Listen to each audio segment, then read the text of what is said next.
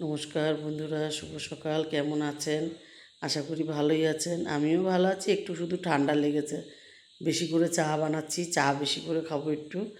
আর চা খেয়ে একটু ছাদের থেকে ফুলও নিয়ে এসেছি, দিয়ে চান করতে চলে গেলাম। চান করে এসে পুজোটা দিয়ে নেব।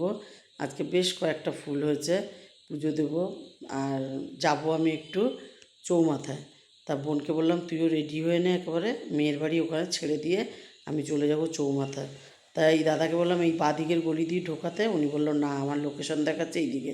তা বললাম যা ঠিক আছে। উনি আবার তক্ক করছে, আমি তক্ক না করে আপনি আগে চলেন, পাশের গলিতে নামিয়ে দেন। মানে নামিয়ে দিল। আমি আবার চৌমাথা থেকে ঘুরে চলেও আসলাম। চৌমাথায় যখন ছিলাম তখন মেয়ে বলছে মা ছেলের জন্য এক জোড়া জুতো নিয়ে আসবে তো। তা আমি বললাম ঠিক আছে, তাই এনেছি। এদিকে ছেলের মাছ ভাজা হয়ে গেছে, ম্যাগি বানিয়েছে, আমার জন্য ম্যাগি রেখেছে, আমি খাবো না। এখানে আলু ভেজেছে, মাছের ঝোল করবে, চিংড়ি মাছের ঝোল করবে।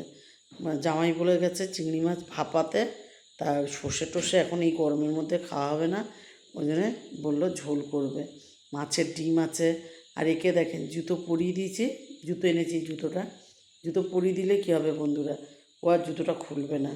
ও ভাবছে জুতো পরিয়েছে যখন, আগে ঘুরে ফিরে আসি তারপর তো খুলবো। আমি বললাম ঠিক আছে তাহলে পরে থাকুক, ভালোই হয়েছে।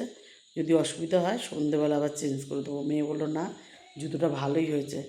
মেয়ে জামাই বলেছিল এইটা বড়া করে তারপর তরকারি করতে। মেয়ে বলে গরমে এইসব পারবো না আমি, একেবারে একটাই ঝোল করব, তার মধ্যে চিংড়ি মাছও দিয়ে দেবে, আবার এই বড়াও দিয়ে দেবে। এই চিংড়ি, এটা বড়া করেনি, ডিমটা ভেজে টুকরো টুকরো করে নিয়েছে, অনেকটা ডিম ছিল, তা পেস্ট করে রেখেছে। আর মশলাটা পেস্ট করে রেখেছে। আর এখানে আজকে মেয়েই রান্না করছে, আমি খালি বলে দিচ্ছি যে টমেটো দে আর একেবারে ঝোলের লবণটাও দিয়ে দে এর মধ্যে, তাহলে দেখ তাড়াতাড়ি হয়ে যাবে। মশলাটা দিয়ে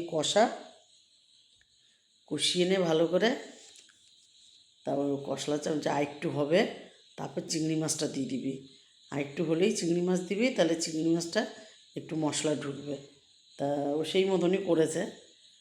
মশলাটা হয়েও গেছে, এবার চিংড়ি মাছটাও দিয়ে দিয়েছে। তারপরে বললাম চিংড়ি মাছ দেওয়ার পরে এটা হয়ে গেছে, এবার আলুটা দিয়ে দিবি। তা আলুটাও দিয়েছে। আমি একটু জলটা একটু যদি তেল লেগে থাকে তাহলে একটু জল ধুয়ে দিয়ে দে, দেখ ভালো হবে খেতে। তা যাই হোক মশলাটা মাখামাখি হবে, তাহলে এই যে দিয়ে দিল একটু জল। আর আমি বললাম বেশি করে জল দিবি, আর জল দিয়েই বড়াটা দিয়ে দিবি, তাহলে দেখবি বড়ার মধ্যে বেশ নুন ঝাল ঢুকবে। তা ও জল দিয়েছে, আমি বললাম এই জলে হবে না, আরও জল দিয়ে দে, আরও 1 মগ জল দে। বললো 1 মগ জল বেশি হয়ে যাবে না? আমি বললাম না বেশি হবে না, তুই দিয়ে দে। তা আরও 1 মগ জল দিয়ে দিল, দিয়ে তারপর আমি বললাম এবারে বড়াগুলোও দিয়ে দিবি। বড়াগুলো দিবি এই কারণেই বড়াগুলোর ভিতরে পর্যন্ত নুন ঝাল ঢুকবে। তাই এরকম বড় বড় বড়া তো, অনেকটা জন্যই প্রথমে দিয়ে দিলাম, তাহলে ফুটবে ভালো আর খেতেও ভালো হবে, স্বাদ হবে। চিংড়ি মাছ দেওয়া আছে, এমনি ঝোলে স্বাদ হবে। এখানে 8 পিস আছে, বড় বড় আছে। আর আমি বললাম তাহলে এইটা ঢেকে দিয়ে তুই চান করতে চলে যা।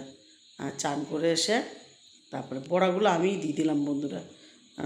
তারপর ঢেকে দিলাম, মেয়েকে চান করতে পাঠিয়ে দিলাম। আর চানটা করে এসে সবার ভাত বেড়ে দিয়েছি। বড় নাতি বলেছে আজকে আমাকে খাইয়ে দিতে হবে, তা ওর কাঁসার থালা। তা ওই আমি বললাম ঠিক আছে খাইয়ে আর তুমি একা খাও। তা বললো না আজকে খাইয়ে দাও। তা ছোটো মানুষ, ঠিক আছে খাইয়ে দেবো আজকে। খেয়ে দিয়ে একটু রেস্ট নিয়ে নিলাম। মেয়ের না 2টো বেডরুম দিয়েই ঠাকুর মন্দিরটা দেখা যায়, কি ভাল লাগে। বিছানায় বসে বসেই দেখা যায়। পাশের বাড়ির দিদি এখানে, উনি পাশের ফ্ল্যাটেই থাকে, পুজো দিতে আসে সন্ধেবেলায়। এমনি রোজ ব্রাহ্মণ দিয়ে পুজো হয় মন্দিরে। খুব ভাল লাগে, যেদিন যেদিন থাকি বসে বসে দেখি। আর বাড়ি চলে আসলাম, আজকে রাত্রিবেলায় খাবো ভাত টাত খাবো না, কেন ঠান্ডা লেগেছে। দুধ খাবো, দুধটা জাল বসিয়েছি সবে, আম আর মুড়ি খাবো। আর আমটা ফ্রিজে ছিল তো ওই জন্য জলে ভিজিয়ে দিলাম, যখন খাবো তখন মোটামুটি ইয়ে হয়ে যাবে।